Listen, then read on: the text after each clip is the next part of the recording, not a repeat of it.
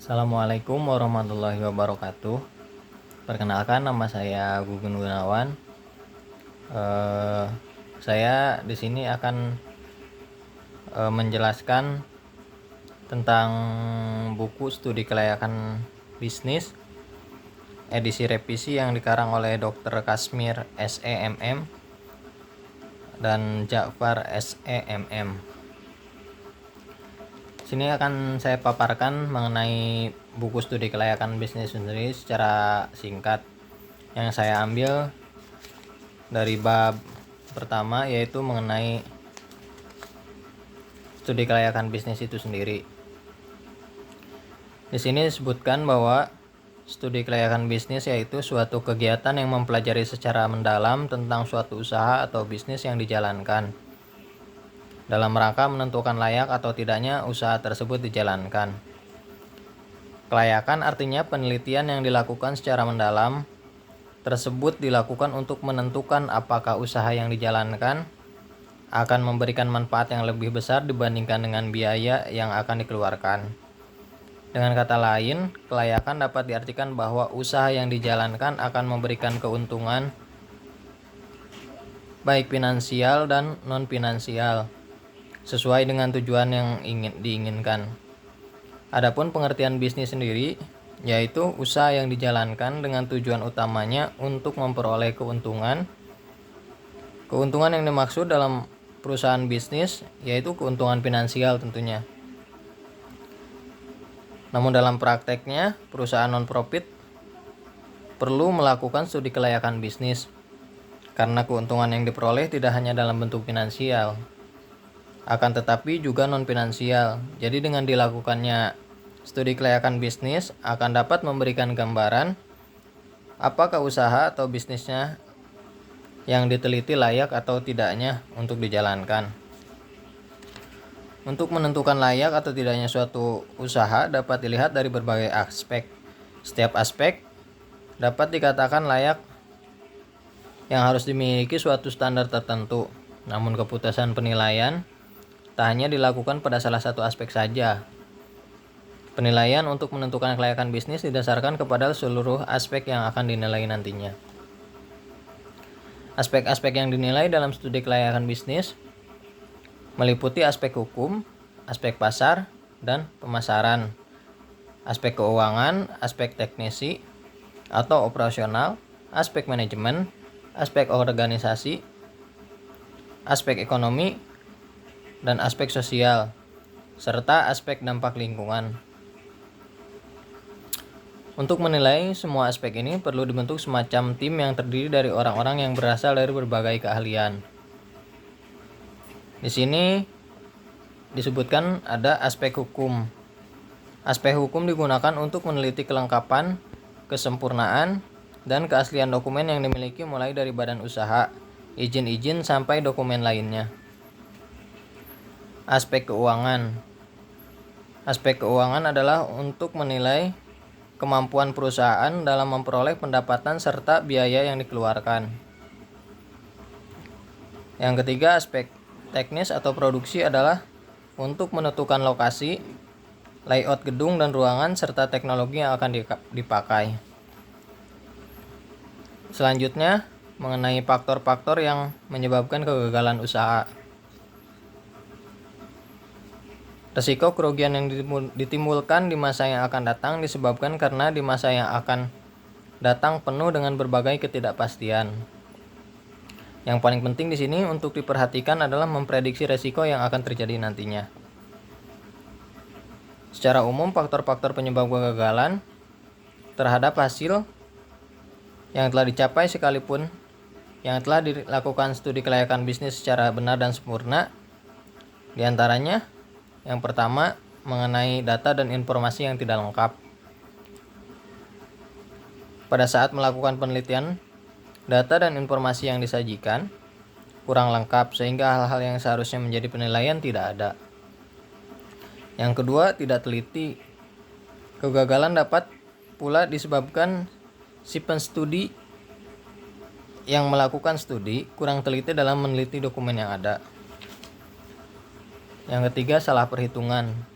Kesalahan dapat pula diakibatkan si penstudi salah dalam melakukan perhitungan, misalnya dalam hal penggunaan rumus atau cara menghitung. Yang keempat, pelaksanaan pekerjaan yang salah. Para pelaksana bisnis sangat memegang peran penting dalam keberhasilan menjalankan bisnis tersebut. Apabila para pelaksana di lapangan tidak mengerjakan proyek secara benar atau tidak sesuai dengan pedoman yang telah ditetapkan, maka kemungkinan bisnis tersebut gagal sangat besar. Selanjutnya, mengenai kondisi lingkungan. Kegagalan lainnya adalah adanya unsur-unsur yang terjadi yang memang tidak dapat dikendalikan. Artinya, pada saat melakukan penelitian dan pengukuran semuanya sudah selesai dengan tepat dan benar. Namun dalam perjalanan akibat terjadinya perubahan lingkungan, akhirnya berimbas pada hasil penelitian dalam studi kelayakan bisnis. Perubahan lingkungan seperti perubahan ekonomi, politik, hukum, sosial, dan perubahan perilaku masyarakat atau karena bencana alam. Yang selanjutnya mengenai unsur sengaja yang mengakibatkan kegagalan suatu usaha. Kesalahan yang sangat fatal adalah adanya faktor kesengajaan untuk berbuat kesalahan. Artinya, peneliti sengaja membuat kesalahan yang tidak sesuai dengan kondisi yang sebenarnya dengan berbagai sebab, atau para pelaksana yang di lapangan melakukan perbuatan yang tercela sehingga menyebabkan gagalnya suatu proyek atau usaha. Selanjutnya mengenai manfaat bisnis. Di sini ada beberapa jenis dari manfaat bisnis itu sendiri. Yang pertama, tentunya memperoleh keuntungan. Apabila suatu usaha dikatakan layak untuk dijalankan, maka memberikan keuntungan, terutama keuntungan keuangan bagi pemilik bisnis. Keuntungan ini biasanya diukur dari nilai yang akan diperoleh dari hasil usaha yang dijalankannya. Yang kedua, membuka peluang pekerjaan. Manfaat bisnis juga bisa membuka peluang pekerjaan kepada masyarakat, baik bagi masyarakat yang terlibat langsung ataupun yang tidak langsung. Adanya peluang pekerjaan ini akan memberikan pendapatan bagi masyarakat yang bekerja pada usaha tersebut. Begitu pula bagi masyarakat yang tinggal di sekitar lokasi usaha. Begitu pula masyarakat yang ikut berkecimpung dalam usaha atau proyek tersebut. Yang ketiga, manfaat ekonomi. Beberapa manfaat ekonomi diantaranya menambah jumlah barang dan jasa, meningkatkan mutu produk, meningkatkan devisa, dan menghemat devisa. Yang selanjutnya, manfaat bisnis yaitu tersedia sarana dan prasarana. Bisnis yang dijalankan di samping memberikan manfaat seperti di atas, juga memberikan manfaat bagi masyarakat secara luas, terutama bagi masyarakat sekitar bisnis yang akan dijalankan. Manfaat yang dirasakan seperti tersedianya sarana dan prasarana yang dibutuhkan seperti jalan, telepon, air, penerangan, pendidikan, rumah sakit, rumah ibadah, dan lain sebagainya. Selanjutnya itu manfaat bisnis membuka isolasi wilayah. Untuk wilayah tertentu, pembukaan suatu bisnis misalnya perkebunan, jalan, atau pelabuhan akan membuka isolasi wilayah. Wilayah yang tadinya tertutup menjadi terbuka. Selanjutnya meningkatkan persatuan dan membantu pemerataan pembangunan. Dengan adanya proyek atau usaha bisnis, pekerja yang bekerja di dalam proyek datang dari berbagai suku bangsa.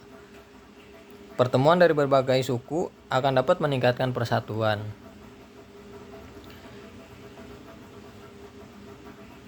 Selanjutnya mengenai tujuan studi kelayakan bisnis itu.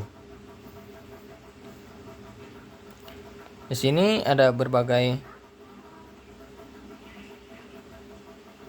tujuan, diantaranya yang pertama menghindari resiko kerugian.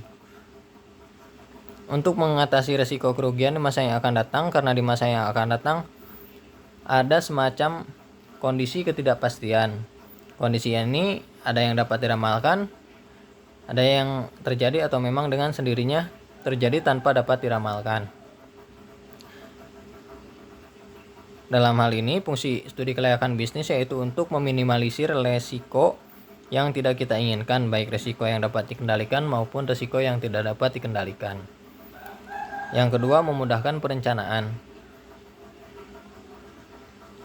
Jika kita sudah dapat meramalkan apa yang akan terjadi di masa yang akan datang, maka kita akan dapat mempermudah dalam hal perencanaan dan hal-hal yang lain yang perlu direncanakan.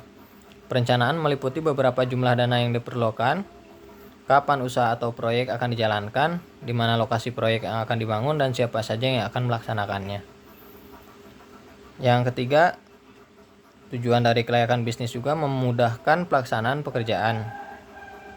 Dengan adanya berbagai rencana yang sudah disusun akan sangat memudahkan pelaksanaan bisnis. Para pelaksana yang menjalankan bisnis tersebut telah memiliki pedoman yang harus dikerjakan, kemudian pengerjaan usaha tersebut secara sistematik sehingga tepat sasaran dan sesuai dengan rencana yang sudah disusun. Yang keempat, memudahkan pengawasan. Yang kelima, memudahkan pengendalian. Selanjutnya, lembaga-lembaga yang memerlukan studi kelayakan bisnis. Tentunya beberapa lembaga perlu melakukan studi kelayakan bisnis. Di antaranya pemilik usaha, kreditur, pemerintah, masyarakat luas, manajemen. Selanjutnya, aspek-aspek penilaian bisnis. Ada beberapa aspek yang perlu dilakukan studi untuk menentukan kelayakan suatu usaha. Masing-masing aspek tidak berdiri sendiri, akan tetapi saling berkaitan. Artinya jika salah satu aspek tidak dilakukan, maka perlu dilakukan perbaikan atau tambahan yang diperlukan. Di antaranya mengenai aspek hukum. Dalam aspek ini yang akan dibahas adalah masyarakat dan sekitarnya mengenai masalah kelengkapan dan keabsahan dokumen perusahaan, mulai dari bentuk badan usaha sampai dengan izin-izin yang dimiliki. Yang kedua, aspek pasar dan pemasaran. Untuk menilai aspek apakah perusahaan yang akan dilakukan investasi ditinjau dari segi pasar dan pemasaran memiliki peluang pasar yang diinginkan atau tidak.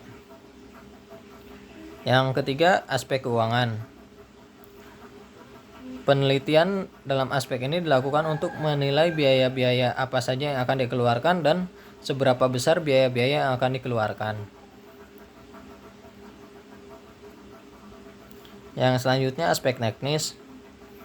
Dalam aspek ini yang akan diteliti adalah mengenai lokasi usaha, kantor pusat, cabang pabrik atau gudang, kemudian penentuan layout gedung, mesin, dan peralatan, serta layout ruangan sampai kepada usaha perluasan selanjutnya.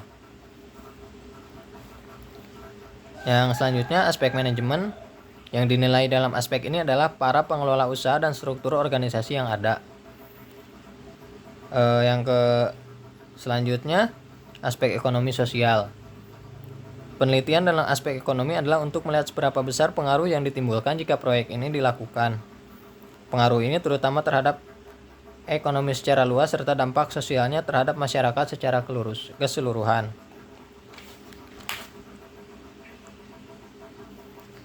Yang terakhir yaitu mengenai tahap-tahap dalam studi kelayakan bisnis. Tahapan dalam studi kelayakan bisnis dapat dilakukan untuk mempermudah pelaksanaan studi kelayakan bisnis dan keakuratan dalam penilaian. Adapun tahap-tahap dalam melakukan studi kelayakan bisnis yang umum dilakukan yaitu yang pertama, tentang pengumpulan data dan informasi. Mengumpulkan data dan informasi yang diperlukan selengkap mungkin, baik yang bersifat kualitatif maupun kuantitatif. Melakukan pengolahan data. Selanjutnya, setelah informasi yang dibutuhkan terkumpul, maka langkah selanjutnya adalah melakukan pengolahan data dan informasi tersebut. Yang selanjutnya, analisis data. yaitu melakukan analisis data dalam rangka menentukan kriteria yang layak digunakan. Yang selanjutnya, mengambil keputusan. Apabila telah diukur dengan kriteria tertentu dan telah memperoleh hasil dari pengukuran, maka langkah selanjutnya adalah mengambil keputusan terhadap hasil tersebut. Yang kelima, memberikan rekomendasi. Langkah terakhir adalah memberikan rekomendasi kepada pihak tertentu terhadap laporan studi yang telah disusun. Dalam memberikan rekomendasi, diberikan juga saran serta perbaikan. Untuk penjelasan tentang studi kelayakan bisnis saya cukupkan sekian dan terima kasih.